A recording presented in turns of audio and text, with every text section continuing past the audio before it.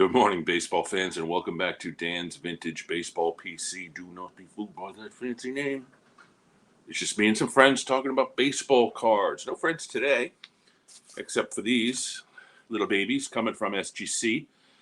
I sent an SGC submission out. I would say it took about 18 days door to door, which of course is wonderful. It took a couple of days between grading was completed and actually sent out because I think there was an issue with regard to the size of one of these holders. But anyway, happy to have this. And go through it. It's an 18-card submission. It's mostly items that I purchased either in auctions or at the National. So there's a couple of cool ones here. Everything except for one is a disappointment, and the disappointment is not SGC. It's probably on me, and we'll talk about that when we get to it. But let's open the regular size slabs here in the giant thing of bubble wrap that I'm now going to recycle. Always recycle the bubble wrap when I mail out my own packages. And of course, I'm going to recycle these fantastic black rubber bands. So looks like they did it upside down, so we can do it that way. So there's regular size, then there's the medium size, you'll know what those are, and then there's the big one, which I think might have taken an extra day or two to get done, but we'll see all these in a second. So when I was a kid, I purchased from the back of Baseball Digest 2 T206 cards. Each was $1. And it was just random cards they sent you. They were all basically commons. Not commons anymore, but they sent me Harry Steinfeld, the third baseman from the Cubs, and they sent me this one. This is Bull Durham. Bull Durham was pretty much a completely obscure player who pitched a little bit for the Giants.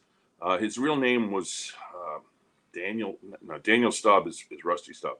His real name was something Staub, and he, I guess he played in one league and had to change his name to appear in another league, but whatever it was, Durham didn't do much, but this card suddenly got expensive in the 80s and 90s because his name corresponds with a very famous baseball movie. So I've been trying to reestablish getting those 2 cards that I purchased in this late 70s and sold for an amazing profit of $4. Sold them both for $5 in probably the late 80s. Seinfeld and Bull Durham. But I have them both now. Got them back. I bought this raw in the Love of the Game auction. I don't know, about $30 or so. And sent it in. Expected the one. There are creases, but it presents well. The color's good. And now I finally have my Bull Durham back after decades of not having it. The other T206 that I purchased in the Love of the Game auctions, I don't collect Larry Doyle, generally speaking, but when I see his cards, I pick them up. And this is the Larry Doyle with bat. Got a 3, which greatly increases the value of this because I think I only paid about $35 for it raw, and now it is a 3, probably worth, I don't know, about 100. But it's going to stay in my collection, my Larry Doyle cards. This one is a biggie. When I was at the National, I told the story of my National. Doug, the Joe Wood collector, was incredibly kind to me, brought me to 3 different locations to try to land a Wood card. The last location he brought me to was the dealer Dan McKee, who is from Baltimore, will be at the Philly show coming up in September. And he had a Joe Wood. This is the E93-C, E93C. I'm sorry, I can't even see it. Yeah, E93C. Joe Wood with Boston, which is what I wanted. I wanted Joe Wood Boston, not Joe Wood Cleveland. This one was purchased for a number that would correspond with a 1. I was hoping for a 1.5, outside chance at a 2, but it got the 2, so there you go. Beautiful Joe Wood card. This means that Doug and I are going to do the Joe Wood show. I believe we're scheduled for late September on that. This card I purchased in an auction in a group, a lot. A lot of Garinger cards. I sold all the other ones, kept this one, essentially got it for free, sent it in. It will be my only 1938 Gaudi big head card. It is obviously one. You can see that giant crease down the middle, and it's all what Chris Sewell calls the run over the truck division. But it is a big head, and it didn't cost me anything, and now I have a card from that set. So this would be the only disappointment in the SGC submission. I thought this was going to 3, which would have doubled my money, but it got the authentic altered. That's probably on me.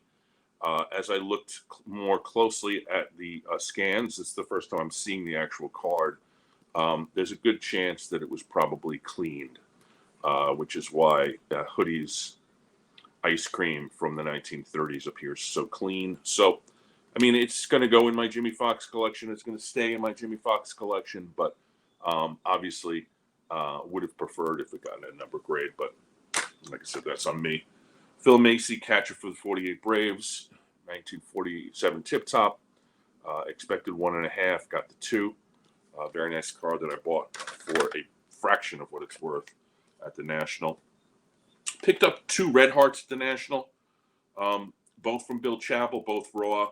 This 6, Harvey Keene 6, little higher than I expected. I thought 4 or 5, but you know, it's really pretty much perfectly centered. And you know, obviously the colors there and everything, so fair grade. This one I think might be a little low, but maybe not. The corners are a little rounded, especially this one right here. But it got a 3, Billy Pierce, Red Heart. I'm now more than halfway through collecting that set. This card came to me essentially free. I'm going to be selling it. It's Sparky Anderson, rookie card. Is his only baseball card as a player. 1959 tops. Got the 5.5 fair. I thought 4 to 5, maybe 6, but the 5.5 is certainly good. This card is, I don't know, I have a $40 or $50 card. Probably going to put it up on eBay, maybe sell it on Twitter. Another pickup for incredibly cheap at the National was this Stan Musial 1962 stamp. It got the 2 because, as you can see, it's pretty wildly off center, and the printing is not great. If you can see, it's sort of the registration is not great on this. But hey, it was a Stan Musial playing days for, I think I spent $17 on it. But anyway, there you go. Beautiful. This one I purchased in a estate auction for I think $7 or $8, and expected a 1. But then I've talked to some other collectors. This is the 1968 Atlantic Oil set. These came folded, I believe, and perforated and glued. So in order to open up the package to see the player and cut off the card, you'd have to rip it a little bit. So that's why there's this like white showing. So it's a bit of a tough border, but I think they all have that. So 4.5, actually looking at this against other similarly situated cards from this set, 4.5 is actually a pretty fair grade. I thought it was going to get a 1 because of that, but I hadn't really researched the Atlantic Oil and how they grade them at SGC. And this one, ultimately, SGC is right to give it about a 4.5. Got this one in an auction with a couple of cards from this set. This is, of course, going to continue my Reggie build. 7, I thought maybe 7, 8. But this is fair. It's 1970 Kellogg's Reggie Jackson. I bought, I think it was 2 of this set, the Killebrew and the Reggie for 20, and I sold the Killebrew for 10. So basically this cost me $10. And I'm not sure what it is now. So we're left with 2 big packages. So we'll go to the smaller of the big packages, which if you recall from my National video, I'm making a little headway into this set, which is the 1955 doubleheader set. Picked up a Hall of Famer and 2 other ones. The Hall of Famer is, of course, Monty Iverson. I love this card. Shout out to my friend Wade, who appeared on this channel to do the Monty Iverson show a few months ago. This got a 4, which I was happy with. I thought this could maybe even go go as low as 2. I was thinking 3 or 4, but there you go. It's a little off center, but otherwise presents really nicely and is a beautiful example of a card from a set that I'm really, really starting to fall in love with. 55 double headers. This one I got for $18, $16, something like that, in a bargain. It was set up as a bargain area of somebody's big setup at the National. 5 is fair. I thought it actually could have done even better, as you see. Really sharp, a little bit off center, but no complaints, certainly. This is Billy Goodman, who was the Billy Gardner. I always mess up Billy Goodman and Billy Gardner. This is Billy Gardner, who was a middle infielder for the Giants. Billy Goodman was the middle infielder, I think, for the Red Sox. And this is the great, should-be Hall of Famer, Jim Jr. Gilliam. This one got a 4.5, which is higher than I expected. I thought it was going to get about a 3. The fold in the middle is a little rough, but I guess everything else is pretty good. The corners are pretty good. This was, of course, as I said, purchased from Bill Chappell for a very reasonable price, and extremely happy with the mid-grade on that. Last pickup, or last part of this, sorry about the squeaking, submission is a big card that I got in auction. I think it was Sterling auction. Considering what the grade is, I paid less than $100 for this. It is a 1939 Gaudi Premium. This is the black and white, which is, I guess, type of B. Absolutely gorgeous picture. This is Bill Dicky. As you can see, it's just a classic catcher card. I'm trying to get no glare on that. Yeah, it's about that's about the best we're gonna do.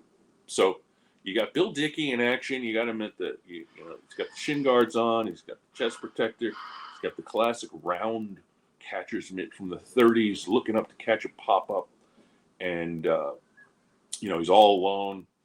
It's got the signature on the bottom, and to me, this is just so endemic of the era, and just a classic picture.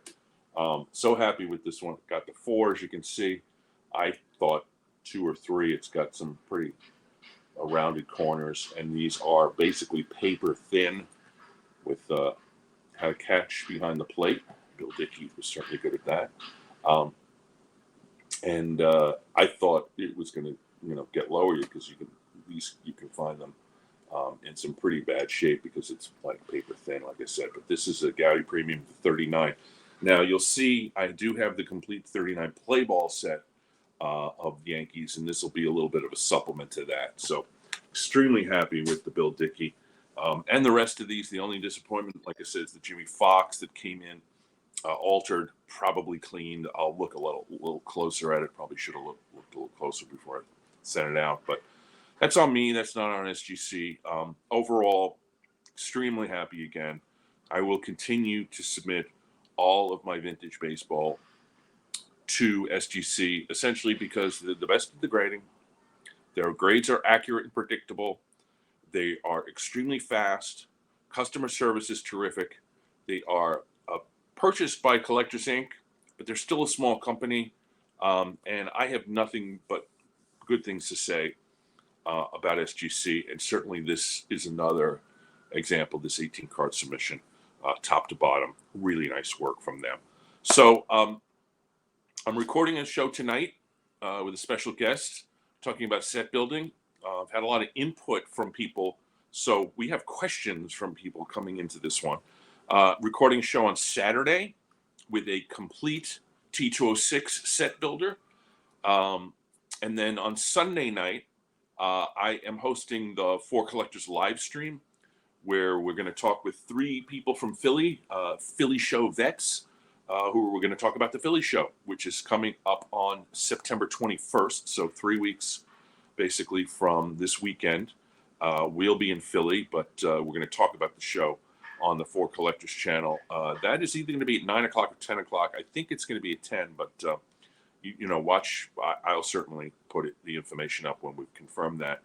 And then I'm recording someone else's show on Monday morning. So it's going to be very crazy this weekend with channel stuff, but you will be the beneficiary of it because some of these amazing people are going to be just wonderful to watch and see their collections and see their cards. So anyway, thanks for tuning in for this quick SGC reveal. We will see you again. The next time that I post will be Saturday morning. So check that on Saturday morning and keep tuning in.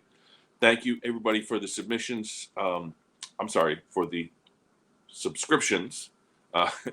And it's been a great summer, and hopefully will continue to be a great fall. See you on Saturday.